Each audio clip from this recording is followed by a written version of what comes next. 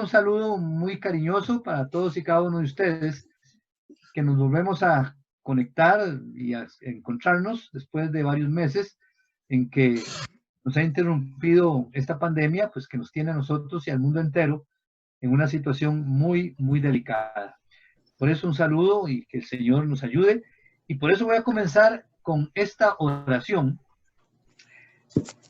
ya que vamos a hablar y voy a hacer una síntesis de lo que dijimos anteriormente, con esta oración, ¿verdad?, que nos da el origen de la iglesia, que es una oración a la Santísima Trinidad de Santa Isabel de la Santísima Trinidad, una monja que era muy devota y su espiritualidad la centró en la Santísima Trinidad. Por eso iniciemos en el nombre del Padre, del Hijo y del Espíritu Santo. Amén. Oh Dios mío, Trinidad a quien adoro, pacificad mi alma, estableced en ella vuestra morada predilecta, vuestro lugar de descanso. Oh Verbo eterno, palabra de mi Dios, quiero pasar mi vida escuchándote. Quiero permanecer atento a tus inspiraciones para que seas mi único maestro. Oh fuego abrasador, espíritu de amor, desciende a mí para que se realice en mi alma como una encarnación del Verbo. Y vos, oh Padre, proteged vuestra pobre y débil criatura. Contemplad en ella a vuestro Hijo muy amado. Oh mis tres, mi todo, sumergíos en mí para que yo quede inmerso en vos. Amén. Y a la Virgen de los Ángeles decimos, Reina de los Ángeles, ruega por nosotros. Voy a comenzar como comenzó un famoso profesor de la Universidad de Salamanca en el siglo XVI, Fray Luis de León, que después de 2 o 3 años que interrumpió su cátedra, cuando llegó otra vez a dar sus clases en su curso, comenzó diciendo, como decíamos ayer, pues también quiero decir, como decíamos la última vez, quisiera entonces que ustedes, mis queridos oyentes, mis queridos amigos, pues hacer una pequeña síntesis en en esta mañana de lo que hicimos, de lo que dijimos la vez pasada. Y luego ya entramos en un segundo tema, ya nuevo, para este cursito que estamos realizando de eclesiología. Decíamos que la eclesiología es la parte de la teología sistemática que se refiere a la iglesia, que hace una reflexión sobre la iglesia. Y es lo que se llama la eclesiología. Y eso es lo que vamos a tratar entonces en estos clases o lecciones o reflexiones que vamos a realizar hasta el 8 de agosto, de profundizar un poquito en la iglesia. Yo les decía que ciertamente yo he descubierto en mi vida pastoral que hace mucha falta que nosotros entendamos realmente el sentido profundo de nuestra iglesia a la cual pertenecemos, que conozcamos esa iglesia tan maravillosa a la cual nosotros pertenecemos. Por eso vamos a tratar de verla desde un punto de vista más bien espiritual, para que tomemos conciencia de lo que significa ser miembro de esta iglesia de Jesucristo, para que nosotros procuremos amarla cada día más y sobre todo participar activamente en ella, ya que nosotros formamos una parte de la iglesia, somos la iglesia de Jesús. Y creo que en este tiempo que estamos viviendo, que es un cambio de época, un cambio totalmente diferente, tenemos nosotros más bien que afianzarnos más en la iglesia. Preguntábamos nosotros, y lo primero que nos preguntamos fue, ¿cuál es el origen de la iglesia? Tenemos que pensar de que todo tiene su origen. No hay nada que sea espontáneo, ni nada que no descubramos el origen. ¿Cuál es la raíz de todo acontecimiento, de toda institución, de toda situación? Y eso es muy importante, que nosotros busquemos dónde está el punto de partida. Pues la iglesia también tiene un punto de partida. ¿Y cuál es el punto de partida? El punto de partida es el mismo Dios. El mismo Dios.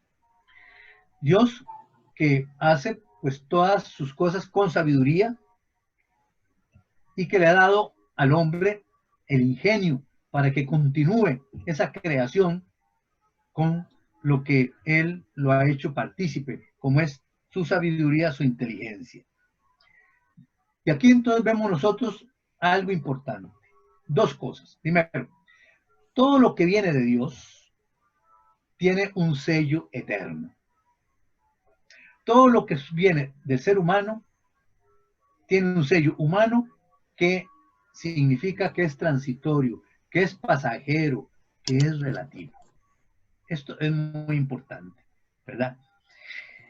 Por eso es que la iglesia tiene el origen en Dios. Incluso, ¿qué significa iglesia?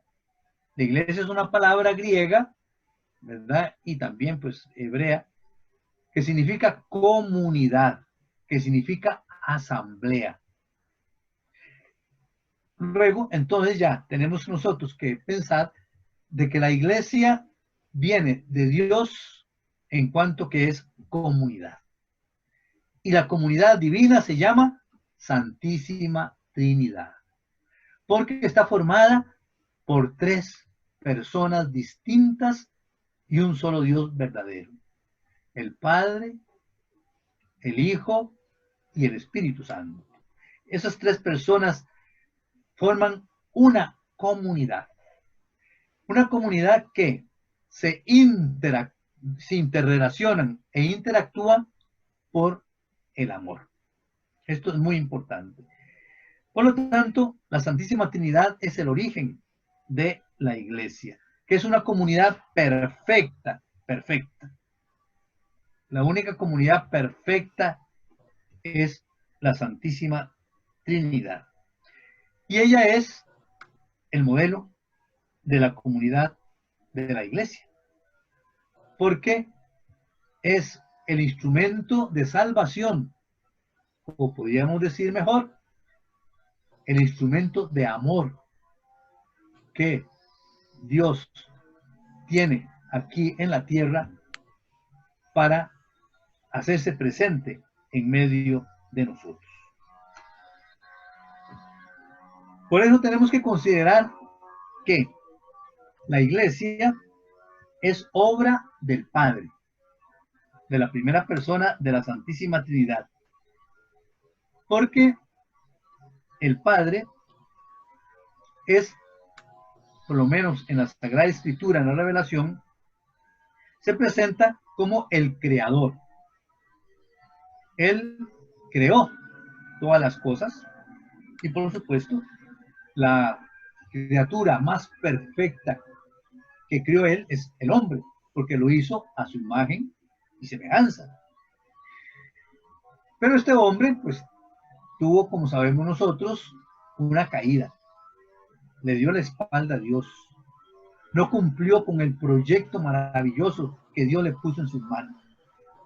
Pero este padre no lo dejó abandonar. Siempre le prometió auxilios para reivindicarlo, para salvarlo. Por eso podemos nosotros entonces decir que ya la iglesia, desde la eternidad del Padre, ya ha sido convocada para que sea el instrumento de salvación. En segundo lugar, por supuesto, este Padre se manifiesta después en el Hijo. Entonces, como Cristo, como el Padre determinó convocar a todos los creyentes en Cristo en la Santa Iglesia. Por eso encontramos entonces en la Iglesia 4 fases, pongámoslo así, dentro de la historia del amor salvífico de parte de Dios Padre. Primero, la primera fase es esta. Dios prefigura la Iglesia desde el origen del mundo, con su creación, con su promesa de salvar al hombre caído. Dios ya la prefigura. Por eso es la primera. Es prefigurada por el Padre en el origen del mundo, en la creación. En el momento en que Dios Padre da promesa de salvación a este hombre que ha sido, pues, caído por el pecado y se ha apartado de Dios. Vemos nosotros que ya el Padre nunca abandona a su criatura que Él ha criado con amor y para la felicidad. Segunda etapa. Ha sido preparada. ¿Y preparada cómo? En el momento en que Dios Padre escoge a un pueblo, al pueblo de Israel, desde Abraham, que es el que Dios elige para que sea el padre de este pueblo de Dios, y luego después se va profundizando a través de los profetas, y a través, digamos, de Moisés, de todos los profetas, en que van preparando poco a poco, esta iglesia que va a ser la comunidad que va a tener la presencia salvadora de Dios. Tercera etapa o fase es la iglesia constituida ya cuando Dios Padre decide enviar a su Hijo Jesucristo para realizar esa salvación, esa reivindicación del hombre caído. Es interesante porque cuando pensamos nosotros cómo el hombre cometió este error tan grande de apartarse de Dios y cometió el pecado más grande de decirle no a Dios. Por lo tanto, solamente Dios, el ofendido, llamémoslo así entre comillas, el ofendido, tenía que volverlo otra vez a recrear, llamémoslo así, a volver a reivindicarlo. Por eso es que entonces envía a su Hijo Jesucristo para que el reino de Dios pueda entonces hacerse presente a través de la salvación de el Señor.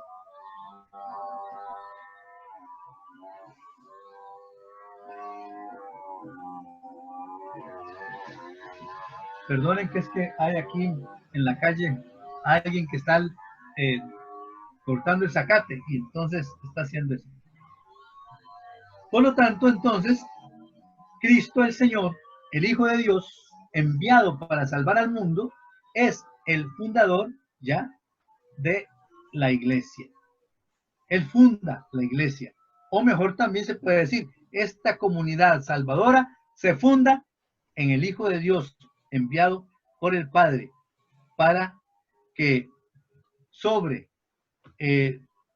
la comunidad que Él llama, como es la comunidad de sus apóstoles, como es la comunidad de sus discípulos, que ya entonces comienza ahí la iglesia en Cristo Jesús, constituida en Cristo, constituida por Cristo, sobre Pedro, como lo hemos celebrado un día de estos, ¿verdad? Con la fiesta de San Pedro y San Pablo, donde se nos decía que sobre Pedro edificó Jesús la iglesia. Por lo tanto, llegamos aquí al culmen del acontecimiento Cristo, que Cristo con su enseñanza, que se llaman sus dichos, su enseñanza, y sus hechos, que son todos sus milagros, todos los gestos que hizo Jesús para hacer presente el amor de Dios y su salvación, la iglesia continúa pues lo que Jesús hizo para construir el reino de Dios. Hay dos elementos que tenemos que considerar: iglesia y reino de Dios. Cristo vino a inaugurar el reino de Dios, y así lo dice cuando comienza su predicación. Cristo inauguró el reino de Dios, pero él mismo era el reino de Dios, porque el reino de Dios significa presencia de Dios en el mundo, en Cristo Jesús, el Hijo de Dios. Entonces, el reino de Dios es mucho más amplio que la iglesia. La iglesia es el instrumento que Cristo deja para construir el reino de Dios. Porque el reino de Dios abarca a toda la humanidad, abarca a todos los hombres. La iglesia es aquella que va tratando de llevar el mensaje y la salvación de Jesús a la humanidad. Entonces, esa es la tercera fase. Fue constituida por Cristo y en Cristo. Cuarta fase. Es manifestada de una manera solemne allá en Pentecostés, el día de Pentecostés, con la venida del Espíritu Santo. Ahí nace públicamente la iglesia. Ahí se inicia la predicación del Evangelio. Es la iglesia que se torna misionera. Es donde la iglesia va a cumplir aquel mandato de Jesús. Vayan por todas partes, bauticen a todos y lleven el Evangelio a toda criatura. Es cuando la iglesia se llena ya, entonces, del Espíritu Santo, que es que anima a toda la iglesia, toda la comunidad eclesial, para llevar la salvación de Jesucristo al mundo. Y luego una quinta fase, que es que esta iglesia es una iglesia peregrina, una iglesia que va caminando lentamente entre los sufrimientos del mundo y los consuelos de Dios. La iglesia la funda Jesucristo, pero desde el principio pues ha sido una iglesia que ha sido perseguida, una iglesia que no ha sido comprendida. Sin embargo, Jesucristo le promete que las puertas del infierno no prevalecerán contra ella. Y es así. Vemos nosotros cómo a lo largo de estos 2000 años de la iglesia van cayendo todos los imperios, van cayendo todas las instituciones humanas, las ideologías, todo va terminando, excepto la iglesia de Jesús. ¿Por qué? Porque es divina. Lo divino tiene un sello de eternidad y camina. Entonces, la iglesia va caminando por el mundo hasta llegar un día al cielo, llamémoslo así, y ahí es cuando logra la perfección. Es perfeccionada al fin de los tiempos. Es perfeccionada cuando Jesús, el Señor que prometió, venga en la segunda venida para recoger todos los frutos de salvación, todos los frutos que se han dado a través de la historia. ¿Cuándo? Eso no lo podemos nosotros saber. Bien, esto es, diríamos, como la síntesis de lo que vimos la vez pasada. Esta iglesia que nació en el seno de la Santísima Trinidad y fue, entonces, mantenemos esos 5 etapas, ¿verdad? Que fue prefigurada en la creación, fue preparada por el pueblo de Israel, el pueblo escogido por Dios, fue constituida por Jesucristo, el Señor, con su encarnación, con su presencia en el mundo, fue manifestada públicamente al mundo por el Espíritu Santo el día de Pentecostés, y ahí comenzó entonces la iglesia con su misión que en Cristo le encomendó de ir por todo el mundo, y será perfeccionada al final de los tiempos. Esta es entonces la iglesia que vemos nosotros que esto es muy, muy importante que lo mantengamos. No sé, digo, si ustedes en estos momentos desean hacer alguna pregunta o seguimos adelante. El que quiera hacer alguna pregunta puede abrir el micrófono y puede preguntarme algo de esto, lo que les ha llamado la atención, recordando un poquito que eso lo habíamos visto ya en aquellas 2 lecciones que tuvimos. Bueno, entonces, vamos a continuar ahora con un segundo tema, después de esta síntesis, que me parece muy, muy importante, muy importante. Bueno, antes de esto, no olvidemos que las fuentes que vamos a tomar, que ustedes pueden usar, son pues la Sagrada Escritura, ¿no? La Sagrada Escritura, que es donde tenemos ahí la historia de la salvación, que es lo que la iglesia tiene que llevar a cabo. Tenemos los documentos del Concilio Vaticano II, que aquí tienen también, que ustedes también se pueden. Y tenemos el Catecismo de la Iglesia Católica, que también yo les iré dando los números donde ustedes pueden ahí buscarlos, que la vez pasada se los había dado. Es interesante pensar de que el Concilio Vaticano II pues le dio una nueva dimensión a la iglesia. Por eso se le ha llamado que el siglo XX es como el siglo de la iglesia, porque dio una renovación total de la iglesia, una actualización del ser y el hacer o el quehacer de la iglesia. Bueno, entonces vamos a comenzar hablando de la iglesia como misterio.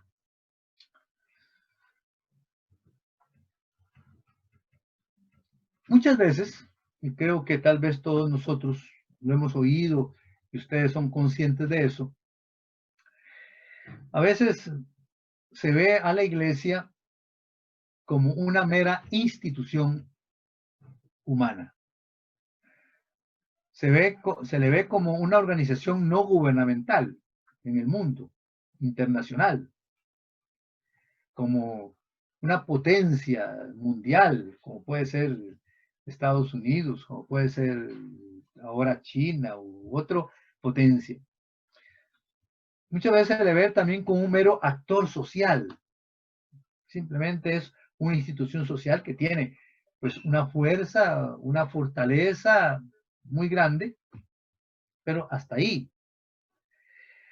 O también se le ve como una institución moralista, de que trata de imponer una serie de leyes morales, de defender cosas ahí que ya están trasnochadas, que son muy anticuadas. O a veces dicen, no, la Iglesia Católica es un grupo de personas piadosas, ¿verdad? Que quieren pues vivir una espiritualidad ahí un poco medio curiosa, que se llaman cristiana. Eso a veces se dice, ¿verdad?, de la iglesia. Pero la iglesia no es eso. Imposible. Ya vimos nosotros que la iglesia surge desde el corazón de Dios. La iglesia es algo mucho más que eso. ¿Por qué la iglesia se origina en la Santísima Trinidad? Podríamos nosotros decir que la iglesia es trinitaria. Y por lo tanto, no podemos nosotros ver la iglesia únicamente desde un punto de vista natural, desde un punto de vista social, mucho menos desde un punto de vista político, sino que a la iglesia tenemos que verla con fe, con fe, con fe. Y por eso se le dice, se llama que la iglesia es un misterio. Cuando hablamos de misterio, no pensemos que es algo que no entendemos. No. Todo lo que viene de Dios, todo lo que surge de Dios y está a nivel de fe, es misterio. Porque misterio es aquello que rebasa nuestra razón. Es aquello que nosotros, por nuestra inteligencia, no podemos llegar a entender totalmente. Porque es para nosotros revelado por Dios. Entonces, nuestra fe está en la palabra que Dios ha revelado, especialmente a través de Jesucristo. Ahí está. Sin embargo, ciencia y razón no se, digo, fe y razón no se oponen, ¿no? No se oponen. Sino que hay también todo un razonamiento de lo que significa la fe y lo que significa la revelación por parte de Dios. Pero todo lo que surge de Dios, que rebasa nuestra fe, que va más allá de lo que nosotros podemos entender, y hay muchas cosas que no podemos nosotros dar razón. ¿Por qué? Porque están dentro de un misterio que rebasa nuestra inteligencia. Todo aquello que es trascendente, todo aquello que nosotros pues, no podemos ver, que es invisible, todo aquello que está dentro del marco de la fe, eso podríamos decir que es misterio. Por eso el misterio, como palabra, viene de una palabra griega, que significa un signo que tiene dos elementos, un signo visible, que nosotros vemos, que nosotros con nuestros sentidos podemos detectar, y un signo invisible, que nosotros no podemos ver. En este caso, cuando hablamos de la iglesia como misterio, lo visible, ¿qué es? La comunidad humana, los miembros de la iglesia, la estructura de la iglesia, lo institucional. Eso es lo que vemos nosotros. Pero detrás de eso, encontramos nosotros entonces ya una realidad invisible. ¿Y cuál es la realidad invisible? La misión que Dios en Cristo Jesús le ha dado a la iglesia de ser salvación para toda la humanidad. Es la salvación divina que se desprende de esto, de esta comunidad visible que vemos nosotros, que es la iglesia. Por eso decimos que la iglesia es misterio, porque brota de Dios y que dentro de ella está la presencia de Dios, que es la salvación o el amor de Dios que nosotros tenemos que participar. Y la iglesia, pues, es misterio en cuanto que Dios actúa, realiza su obra a través de ella. Por eso es que solamente por la fe podemos nosotros descubrir la iglesia. Todo aquel que pueda, que vea la iglesia desde el punto de vista humano, social, o como grupo humano meramente o como institución, está entendiendo la iglesia como cualquier otra institución humana, como un club, como una organización política, un partido político, como una institución, estructura organizativa, pero nada más. Y nosotros no. Nosotros estamos dentro de la corriente divina, porque eso es lo que la iglesia nos presenta. De tal manera, entonces, que Cristo, al fundar la iglesia, al dejar la iglesia como un instrumento de salvación, se convierte él en mediador y une lo visible, es decir, el mundo, la humanidad, con lo invisible, que es pues ya Dios. Por eso es que la iglesia entonces es una comunidad de fe, una comunidad de esperanza y una comunidad de amor.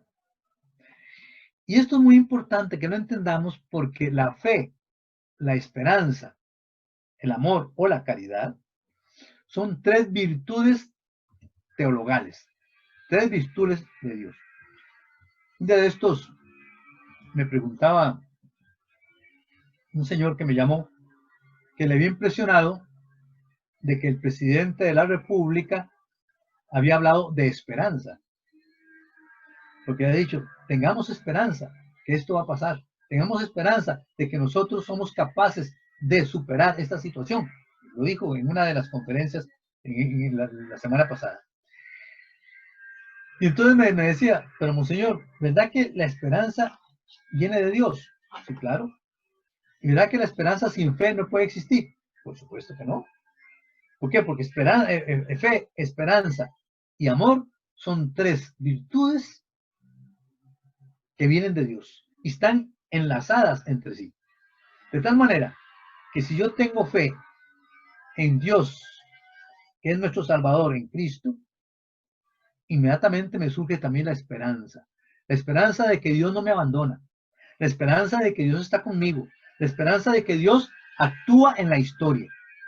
Y por supuesto, pues viene entonces ya el amor de un padre que ama a sus hijos, el amor que nos vincula a nosotros en una forma solidaria, y entonces tiene motivos maravillosos, ya sobrenaturales, que no simplemente se quedan en motivos meramente humanos o nada más ahí de ayuda mutua, pero no hay un motivo fundamental.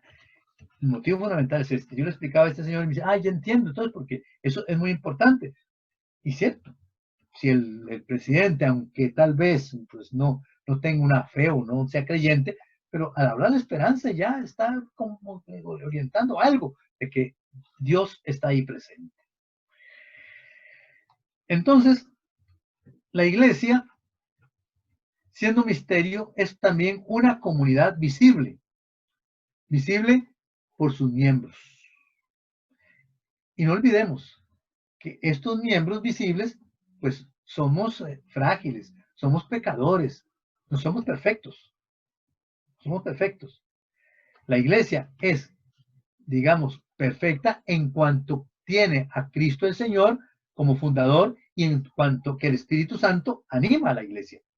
Pero la parte visible, desgraciadamente, somos imperfectos. Y eso hay que reconocerlo, ¿verdad? Que la iglesia es santa por Dios, por Cristo, que es santo, pero pecadora por los miembros que la componen. También la iglesia es visible por su organización. Es curioso que no hay ninguna organización en el mundo que sea tan estable, tan permanente, como la organización eclesial, que es lo que se llama la organización jerárquica de la iglesia. Y se llama jerárquica porque esta jerarquía o estos responsables en el nombre de Cristo de guiar la iglesia tienen una autoridad, pero esa autoridad viene de Dios. Y los jerarcas, los responsables que Cristo ha elegido, son servidores de esa autoridad de Dios.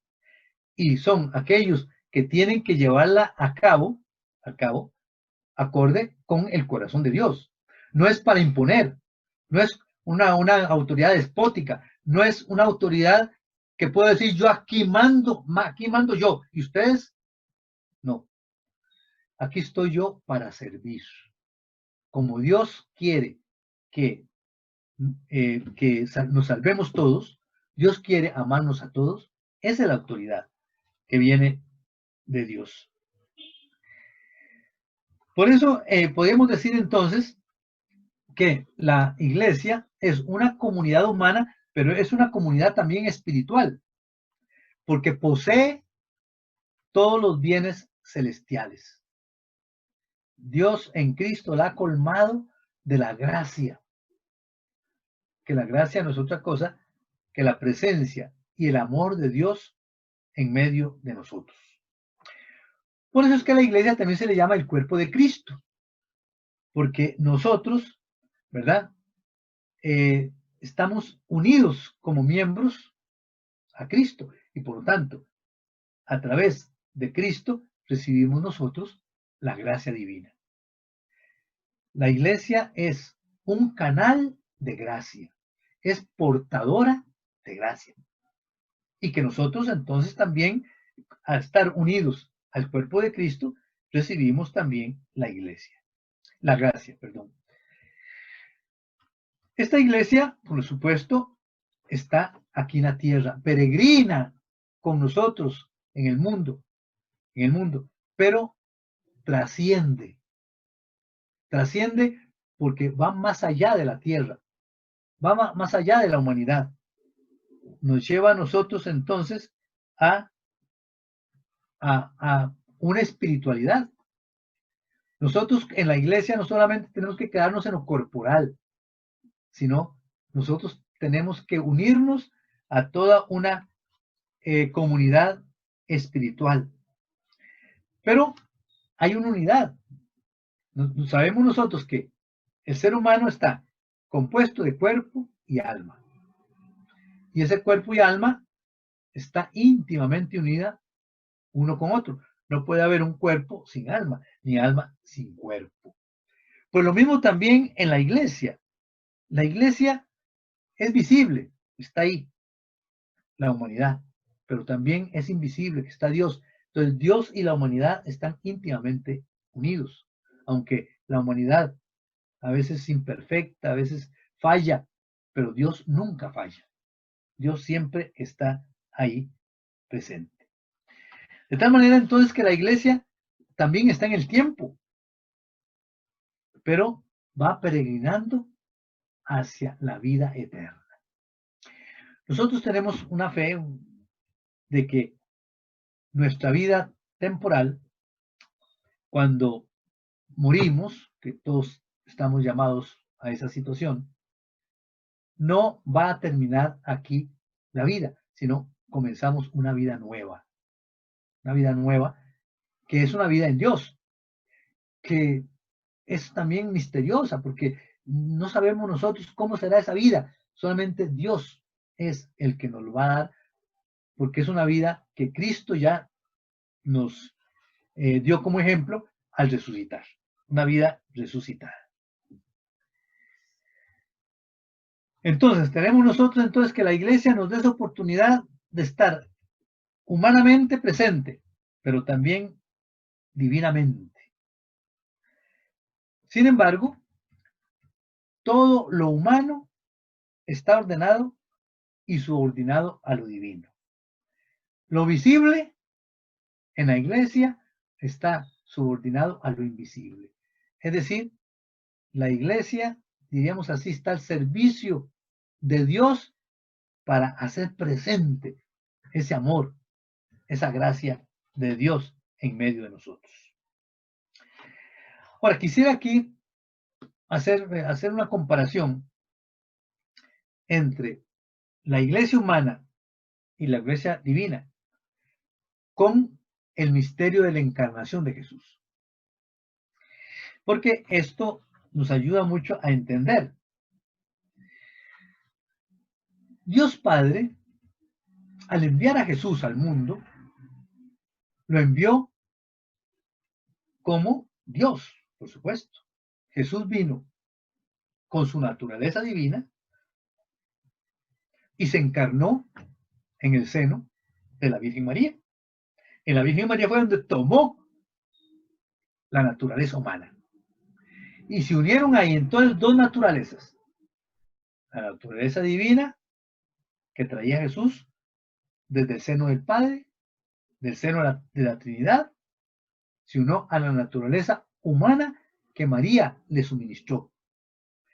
Pero estas dos naturalezas están unidas en la persona divina de Jesús.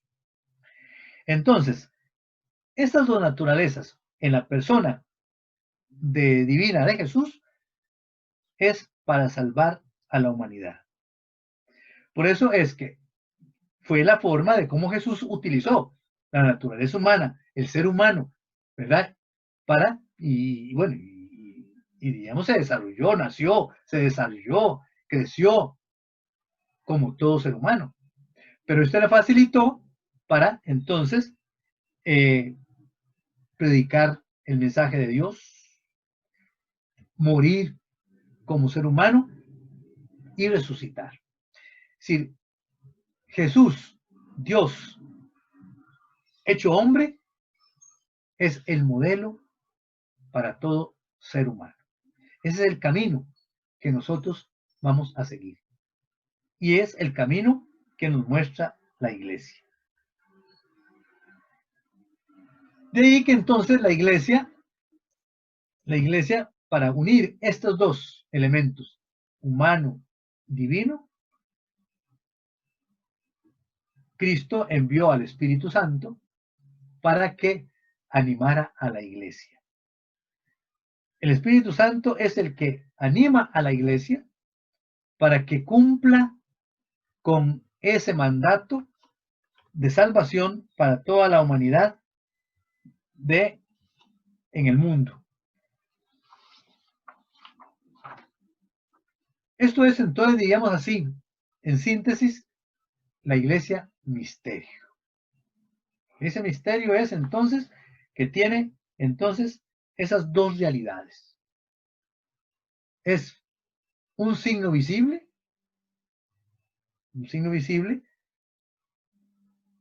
pero también es una realidad invisible que es divina.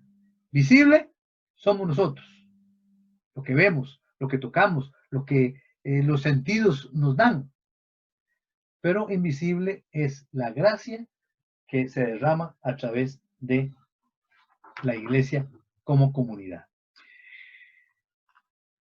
Entonces, vean ustedes lo maravilloso que significa, ¿verdad?, entrar y formar parte de la iglesia. Un segundo punto en este tema es la iglesia. El Concilio Vaticano II nos dice que la iglesia es el misterio de la unión de los hombres con Dios. Misterio de la unión de los hombres con Dios.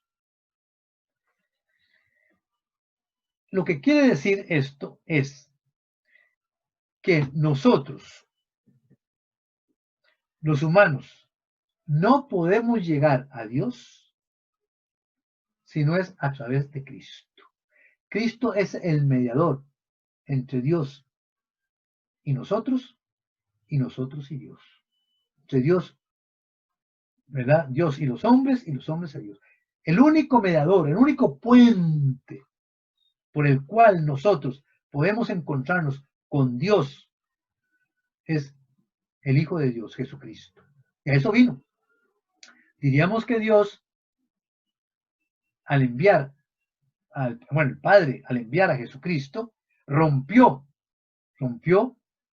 el cielo para venir a hacerse uno de nosotros. Y entonces trajo a Dios a la tierra. Trajo a Dios a la tierra. Cristo se quedó aquí en la tierra. Y por eso también cuando Cristo ascendió al cielo, también nos llevó a todos nosotros. ¿Por qué? Por su naturaleza humana. Entonces, es la unión. El Cristo es el que une. Es el lazo de unidad entre nosotros y Dios. Dios y nosotros. Desde que Cristo nos trajo a Dios, Dios se quedó en medio de nosotros. Desde que Cristo llegó al cielo, nosotros ya tenemos el canal, el camino abierto en Cristo para llegar al cielo. Esa es nuestra esperanza, y eso es lo maravilloso que tenemos nosotros. Por eso es que no puede haber Cristo sin iglesia. ¿Verdad? Hay algunos que dicen, yo creo en Dios, pero no creo en Cristo. Están perdidos porque o yo creo en Cristo, pero no creo en la iglesia.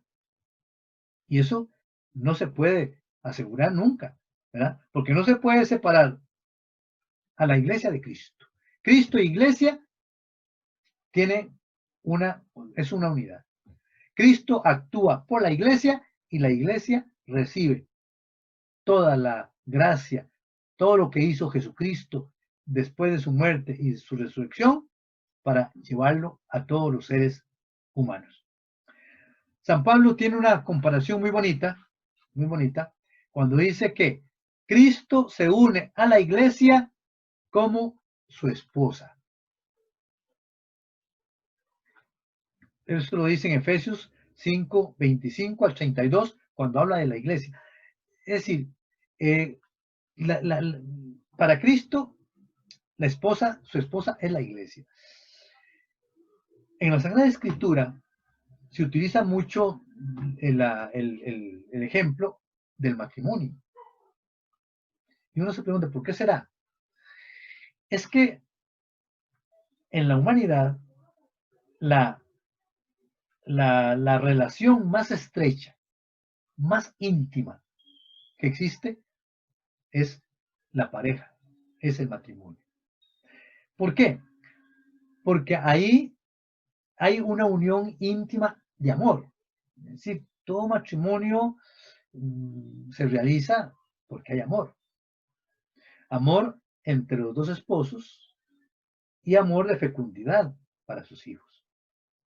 El amor es el elemento esencial en una pareja de matrimonio. Es el elemento esencial en una familia. Y Cristo, para entender lo que significa la iglesia para él, lo compara con su esposa. Que hay una relación íntima entre Cristo y la esposa, la iglesia. También, San Pablo también nos dice que es que Cristo es la cabeza de la iglesia. Cristo es la cabeza de la iglesia. Nosotros somos los miembros de la iglesia, los que formamos la iglesia. Un santo padre decía también que el cuello, se los digo porque es algo muy bonito, que el cuello en este cuerpo de Cristo es la Virgen María. Que a través de la Virgen María pasa, ¿verdad?, todo el alimento espiritual de parte de Dios hacia nosotros. La Virgen María, elemento importantísimo. De tal manera entonces que hay una relación muy íntima, ¿verdad?, de unión de los hombres con Dios y que la iglesia es la mediadora.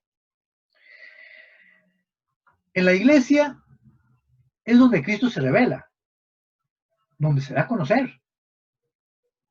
Nadie va a conocer a Cristo si no es en la iglesia de Jesús. Es en la iglesia donde nosotros tenemos la certeza de que nos unimos a Dios por Cristo Jesús, que está ahí presente. Por eso es que entramos nosotros a la iglesia misterio a través del bautismo. El bautismo para nosotros es el sacramento inicial de nuestra vida cristiana. Es todo. Porque por el bautismo nosotros morimos con Cristo y resucitamos con Cristo. En el bautismo recibimos una vida nueva, la vida de Dios. Nos hace participantes de su vida. Desde que nosotros estamos sellados por el bautismo, quiere decir que estamos sellados con Dios. Y ese sello de Dios nunca se quita. Ese sello de Dios nos acompaña hasta la eternidad. Cualquier bautizado, hace un tiempo me pidió alguien ahí que me decía que por qué no le quitaba el sello del bautizado, que ya no quería pertenecer a la iglesia, y que por qué no le quitaba yo el bautismo. Digo, no, el bautismo no se lo puede quitar. Yo lo que le puedo quitar es la inscripción suya en su parroquia, nada más. Es lo institucional. Pero no le podemos quitar el sello, que es un sello divino, y lo de Dios no se puede quitar. Yo soy, por ejemplo, yo no puedo quitarme que yo salgo de las manos de Dios, soy criatura de Dios. ¿Quién me lo va a quitar? Nadie. ¿Por qué? Porque yo salí de Dios. Y lo mismo también entonces, por el bautismo se llama la segunda creación de Dios. Una creación espiritual, pues muy hermosa, que debe ser como la base de nuestro compromiso con el Señor. Es en el bautismo donde están todas las características que debo yo tratar de vivir en mi vida espiritual, como hijo de Dios. El bautismo me pone esencialmente como hijo de Dios. Yo no me puedo quitar ese título de ser hijo de Dios. Con razón, San León Magno dice, oh cristiano, reconoce tu dignidad. Eres hijo de Dios. Es lo más grande. Y por eso yo ya quedo sacralizado, quedo divinizado por el bautismo. De ahí el respeto personal a mi ser y el respeto también a los demás, porque estamos divinizados. Diríamos que Dios en el bautismo toma posesión de cada uno de nosotros. Esto es muy importante. Por eso nos une a Dios Padre. Entonces, por el bautismo nosotros quedamos marcados con el sello de la muerte y resurrección de Cristo. Porque solo por Cristo llegamos a Dios. Ven ustedes, esta es otro aspecto muy interesante de cómo la iglesia nos lleva a nosotros directamente a Dios. Por la iglesia nos encontramos con Dios y Dios viene a nosotros. Un tercer aspecto. Nos dice el Concilio Vaticano II que la iglesia es sacramento universal de salvación. La iglesia es sacramento universal de salvación. ¿Qué quiere decir esto? Que la iglesia tiene como misión la salvación de toda la humanidad, porque es el signo visible de salvación para todos los hombres. En otras palabras, nadie se puede salvar sin la iglesia. Ahora, hay que entender eso, ¿verdad? Había un dicho, decía que fuera de la iglesia no hay salvación. Pero recordemos que hay dos términos, el reino de Dios y la iglesia. La iglesia está al servicio del reino de Dios. Dios puede salvar al ser humano de 1000 formas, porque es el Salvador. Y la salvación también depende de lo que hay y la actitud de cada ser humano, que solamente Dios conoce. Dios es el que conoce la conciencia. Nadie se puede meter en la conciencia de un ser humano, sino solamente Dios. Y entonces, la salvación entonces está en la medida en que busquemos el reino de Dios. Y la iglesia está buscando el reino de Dios. Entonces, podría decir que ciertamente en esta iglesia que sirve al reino de Dios es donde también se manifiesta Cristo y nadie se salva si no es a través de la gracia de Cristo. Cristo es el que salva. Claro, ahí ya tenemos que hablar un poquito de la salvación de los que están fuera de la iglesia, la salvación de los que no creen, pero eso es otro tema muy importante de la salvación del ser humano. ¿Cómo el ser humano está llamado a salvarse y se salva a través de la presencia que nos trajo Cristo aquí y que la iglesia es el instrumento para eso? Entonces, ¿cómo podemos decir y afirmar esto? Es sacramento universal de salvación. Decíamos que el sacramento es un signo visible, como también misterio, ¿no? Misterio y sacramento es una palabra, son dos palabras que tienen más o menos un mismo significado. Signo visible, ¿verdad?, que transmite una realidad invisible de salvación. La iglesia es el sacramento visible en la institución, en su comunidad, pero que nos trae la salvación. Y entonces podemos nosotros decir aquí que hay como 3 círculos concéntricos. Lástima que no hay una pizarra para poner los círculos, pero círculos concéntricos. El círculo central es Cristo. Y Cristo se le llama el sacramento fontal en su doble naturaleza divina, humana, en su persona divina.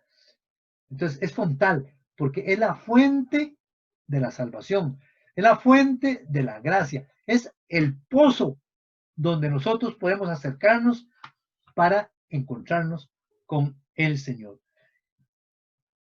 Y por lo tanto, es la fuente de toda la gracia que se da en el ser humano y que se nos da a través de todos los medios que tiene la iglesia, como son los 7 sacramentos. Por eso, la humanidad de Jesús, pues es santísima, es el signo visible, la humanidad, ser hombre, el hombre Jesús, es lo más grande y lo más santo que ha tenido la historia, ¿verdad?, de la humanidad. Pero también es el signo visible que a través de su encarnación, a través de su muerte y su resurrección, ha traído la salvación a la humanidad por amor. Hay que tener presente que Cristo entregó toda su vida por amor. Y San Pablo llega a exclamar, Él murió por mí y murió por amor. Todo lo que hizo Jesús lo hizo por amor a la humanidad y por amor a cada uno de nosotros. Es sacramento, entonces, fontal, fuente de sacramento. Y la iglesia, que también es el signo visible donde se realiza Cristo su misión, que San Pablo le llama el cuerpo de Cristo, ¿verdad? Y un signo invisible por el cual nos da toda la salvación, se le llama el sacramento primordial. Entonces, Cristo, sacramento fontal, en el círculo central, luego otro círculo detrás del de Cristo, se llama iglesia, sacramento primordial, porque Cristo se comunica a través de ese sacramento que es la iglesia, Y de la iglesia, entonces brotan los 7 sacramentos. Entonces ya estamos entendiendo nosotros lo que significa un sacramento. Un sacramento, cuando vamos a recibir un sacramento, tomemos los sacramentos de iniciación cristiana, que son los 3 pilares donde se levanta la vida cristiana: bautismo, confirmación y Eucaristía. Son los 3 sacramentos básicos para nosotros. Entonces, en el bautismo, ¿qué vemos nosotros en el bautismo? Vemos nosotros el agua, el signo visible. El agua que significa purificar, el agua que significa vida, el agua que está ahí para limpiar, para unirnos a Cristo, ¿verdad? Que es el signo visible. Pero detrás de esa agua que se pone sobre la cabeza del bautizando, viene entonces toda, digamos, la corriente de gracia divina. En la confirmación, cuando el obispo va y le pone sobre la frente el aceite, el crisma, ¿verdad? Que ha sido bendecido por el obispo el Jueves Santo, vemos nosotros el aceite y pronunciamos unas palabras, ¿verdad? Recibe por este signo el Espíritu Santo. Eso es lo que vemos. Pero detrás de ese signo, aceite, palabra, viene el Espíritu Santo que llena al creyente, al bautizado, lo llena de los 7 dones del Espíritu Santo. Entonces el Espíritu Santo es el que va a comenzar a actuar directamente. Es la presencia. Y eso es la fe. Y así, la Eucaristía. ¿Qué vemos en la Eucaristía? Pan, vino. Pedacito de pan, un poquito de vino.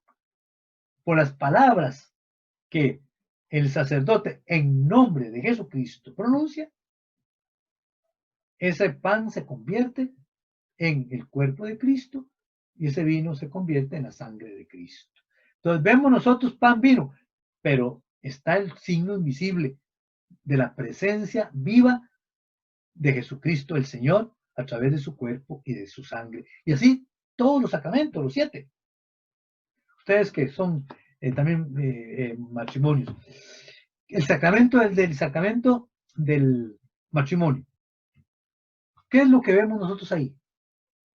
Lo único que vemos nosotros ahí es el compromiso de el novio con la novia y la respuesta de la novia con el novio, ¿verdad? Como diciéndole, ¿verdad? Yo quiero establecer este vínculo, ¿verdad? De amor entre usted y yo, en el nombre de Jesús, para toda la vida. Y en esa relación, en esa entrega amorosa de un hombre y una mujer con un hombre, ahí se derrama el sacramento, que es la gracia sacramental propia de ese sacramento, que es el matrimonio. Y que el matrimonio durante toda la vida va a tener presente en medio a Cristo el Señor, en el amor. Ojalá todos los matrimonios tomaran conciencia de esta realidad. Yo creo que muchos matrimonios no terminarían mal. Al contrario, la presencia de Jesús con su gracia ahí sería fabulosa. Entonces vemos nosotros aquí cómo, entonces, esta iglesia es sacramento universal de salvación para toda la humanidad. Cristo, entonces, sacramento frontal, fuente de todo, la iglesia, sacramento primordial, y los demás sacramentos que a través de la iglesia, Cristo nos lo dejó como ríos de gracia, corrientes de gracia para todos y cada uno de nosotros. Bien, yo quiero ir ya terminando, por si acaso ustedes tienen alguna preguntita. Podemos decir en síntesis que la iglesia es en Cristo como un sacramento o signo e instrumento de la unión íntima con Dios y de la unidad de todo el género humano. Esto es muy importante también, la unidad de todo el género humano. ¿Por qué? Porque el género humano tiene un padre común. Y ese padre es para todos. Como digo, estén dentro de la iglesia, estén fuera de la iglesia, todo. Todos los seres humanos están llamados a ser hijos del Padre. Nosotros ya lo somos por el bautismo, de hecho. pero todos están llamados. Entonces la iglesia tiene que buscar siempre la unidad del género humano, abrazar a todos los seres humanos sin ninguna distinción, para que realmente esos corazones de los seres humanos pues puedan por lo menos conocer que hay un Padre que aunque, como dice un salmo ahí, aunque mi padre y mi madre me desprecien, mi padre y mi madre no me quieran, hay un Padre en el cielo que siempre me está queriendo.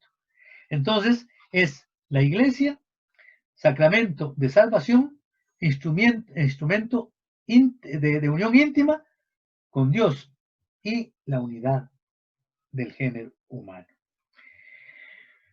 Por lo tanto, Dios quiere que todos los hombres se salven. Y Cristo está, ¿verdad?, como mediador entre Dios y nosotros los hombres y los hombres y Dios. Por Cristo llegamos nosotros así, recto a Dios.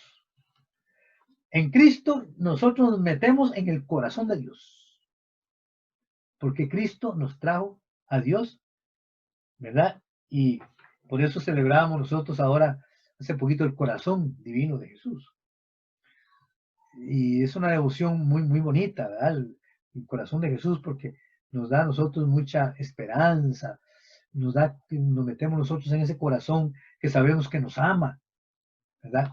Entonces, eso es muy importante.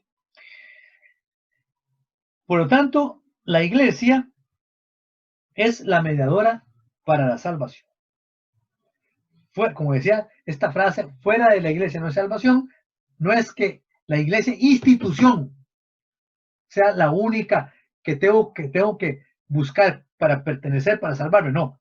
La iglesia institución, la iglesia comunidad de Jesús está llamada para ser incluso un signo de que Dios está actuando en favor de toda la humanidad y que Dios anda buscando la salvación para todos, tratando de construir un reino de Dios, que es un reino de paz, un reino de fraternidad, un reino de amor, un reino de solidaridad. Y esto es muy importante. Por ejemplo, hoy, en estos momentos que estamos viviendo esta situación tan delicada de la pandemia, esto nos está uniendo a nosotros. Aunque no queramos, pero todos los seres humanos de la humanidad estamos nosotros ahorita amenazados por este virus. Toda la humanidad ha sido afectada. No hay ningún ser humano en que diga, no, yo me quedo tranquilo. No, todos. Incluso todos a veces se vive con miedo, con temor por todas estas noticias, por todo lo que sucede, por todas estas cosas. Pero nosotros, los cristianos, tenemos que tener mucha esperanza de que Dios es el que guía la historia y que Dios tendrá algo bueno para este mundo, que pareciera como que le está dando la espalda. Pero ayer precisamente me llamaba un señor y me decía, viera cómo me he acercado a Dios en esta pandemia. Dice, yo a veces dice, todos los días pongo la misa en televisión, que nunca, yo no era muy devoto, pero ahora, ¿por qué? Porque yo veo que solamente Dios nos puede ayudar en nuestra vida. Ven ustedes, cómo Dios escribe, ¿verdad?, recto en líneas torcidas. Así es. Y esta es la iglesia de Jesucristo. Bueno, muy queridos hermanos, bueno, yo les voy a dar 3 preguntitas, ¿verdad? Para que ustedes pues puedan reflexionar un poquito, ver los textos del Catecismo Católico. Yo diría que nos podríamos preguntar, ¿cuáles son las 2 realidades que posee mi iglesia? ¿Cuáles son las 2 realidades que tengo que tener yo presente en la iglesia a la cual yo soy miembro, soy parte esencial? ¿Cuáles son las 2 realidades que posee mi iglesia? 2. ¿Qué significa que la iglesia es misterio? ¿Qué significa que la iglesia es misterio? Para mí, que la iglesia es misterio ¿Cómo la puedo yo expresar? Tercero, como cristiano, ¿en qué forma debo contribuir para que la iglesia sea sacramento universal de salvación? ¿Cómo puedo contribuir? Por supuesto, aquí viene todo lo que es, pues, la misión, que eh, yo diría que yo soy cristiano, yo soy miembro de la iglesia, no solamente para salvarme a mí mismo, sino yo soy miembro de la iglesia de Jesús para ser salvador de los demás. Esto es muy importante, ser salvador de los demás. ¿Y qué significa eso? Que yo tengo que comenzar a salvar al que está a mi lado. Una esposa tiene que salvar a su esposo y su esposo a su esposa. ¿Cómo? Bueno, ahí ya el Señor le va dando la gracia. Los padres tienen que buscar cómo salvar a sus hijos y por eso tienen que darle una capacitación o una formación en la fe. Ven ustedes, yo tengo que también ver si hay una necesidad en mis vecinos, a ver, como cristiano, cómo le doy testimonio y cómo le ayudo también para que se encuentre con el Señor. Es así, porque la iglesia no es un ente etéreo, no es un ente ya por los aires, no, es un ente encarnado en cada uno de ustedes. Yo soy la iglesia. ¿Y qué hago yo por esta iglesia que me dejó Jesús y que me mandó a tener una misión? Todo lo que haga yo por los demás, por el bien con los demás, yo estoy haciendo iglesia. Ven, bueno, esto es pues el tema de hoy, que como vemos es un tema muy bonito, la iglesia misterio.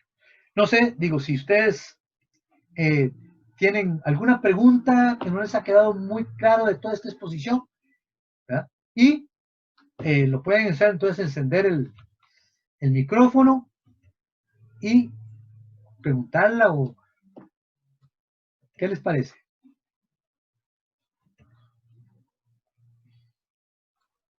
Monseñor, sí, nada más acá donde usted mencionaba de los 3 círculos concéntricos, entonces es Cristo, la iglesia y los sacramentos, y Cristo, digamos, en el frente, atrás la iglesia y más atrás los sacramentos.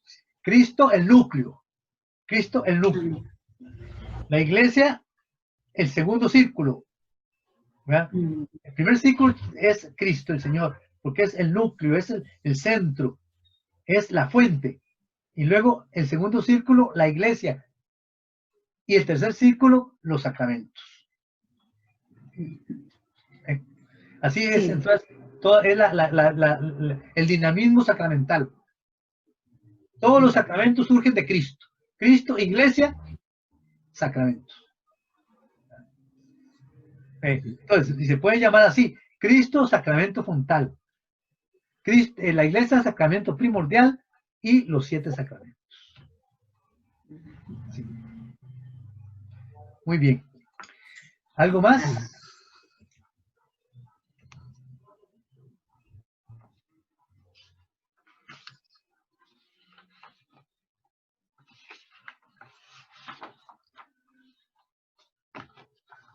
Estamos entonces.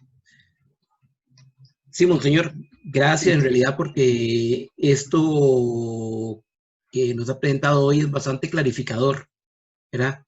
Y yo creo que todos los hermanos que están escuchando saben que, bueno, este esfuerzo que se está realizando desde el Instituto Santiago Apóstol es precisamente para ir generando ese conocimiento, ese amar más la iglesia, porque lo que no conocemos no lo amamos, ¿verdad? Y conociendo la iglesia la vamos a amar aún más. Muy bien, Luis, me parece excelente eso.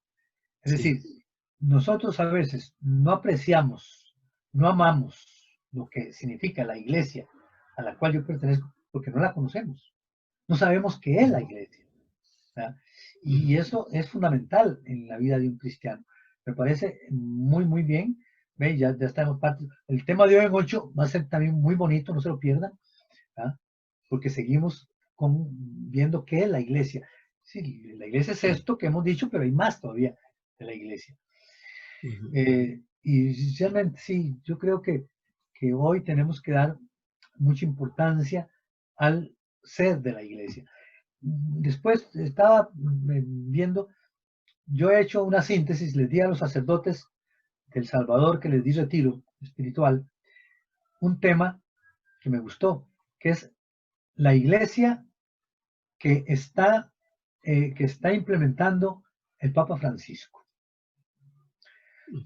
Y ese tema, que a los sacerdotes les gustó mucho, yo también se los quiero dar, ¿verdad? En un momento oportuno, para que vean ustedes cuál es hoy la visión, la misión y la realidad de una iglesia hoy como quiere el Papa Francisco.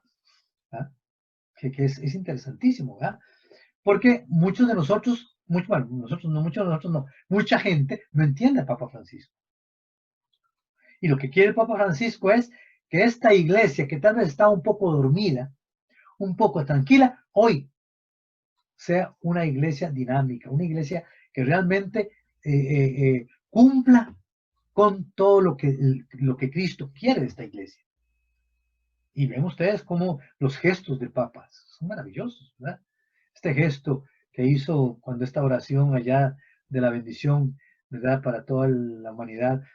Digo, yo creo que la escena más impresionante que quedó en la mente, que aún no sé si ustedes lo vieron, fue el Papa caminando en una plaza de San Pedro totalmente desierta, sola, solitaria y oscura y garuando. Es decir, eso al mundo lo impresionó tremendamente. Esta es la iglesia, una iglesia pobre, una iglesia sin poder, pero una iglesia muy unida a los grandes valores espirituales. Eso es el mundo hoy, el líder fundamental del mundo es el Papa. Ese es el que llama la atención. ¿Por qué? Porque tiene autoridad para hablar. Tiene autoridad para motivar al mundo. Y el mundo necesita una motivación y una esperanza, y que nosotros la podemos dar en la iglesia. Esto por eso me parece muy bien, Luis, lo que has dicho, ¿verdad?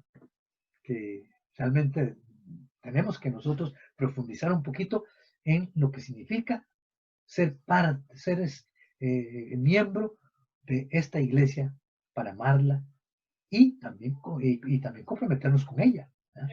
Bueno, ¿algo más? Bueno, yo quiero decir, cualquier cosa, que alguna duda, alguna cosa me pueden llamar. Mi teléfono es 8383-8291.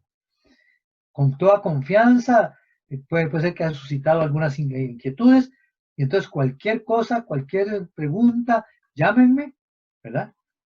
Para seguir conversando con esto, ¿verdad? Porque me parece que es interesante, ¿verdad? Sobre la iglesia. Yo quisiera entonces terminar con esta oración, una oración que yo compuse para la pandemia, ¿verdad? Una oración a la Virgen, para que la Virgen pues nos acompañe, y creo que nos ha acompañado, ¿verdad? Y ojalá que siga, ¿verdad? Y por eso tratemos de no dejarla tranquila, ¿verdad?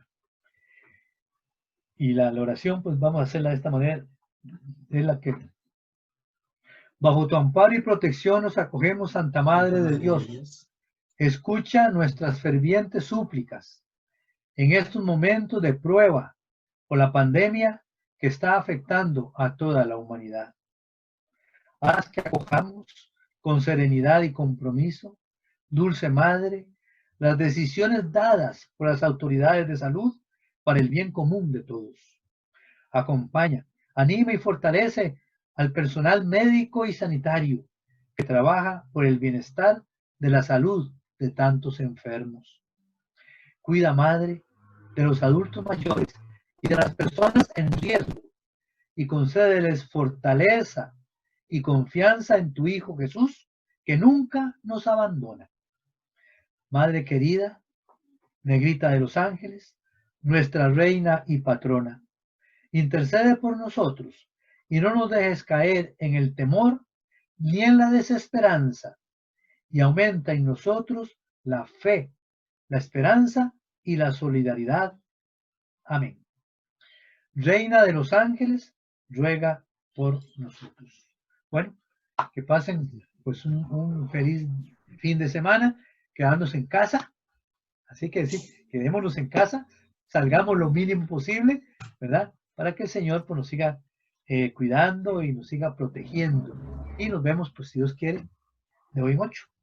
Dios los bendiga. Bueno, que la bendición de Dios Todopoderoso, del Padre, del Hijo y del Espíritu Santo descienda sobre ustedes y sobre sus familias y los acompañe siempre.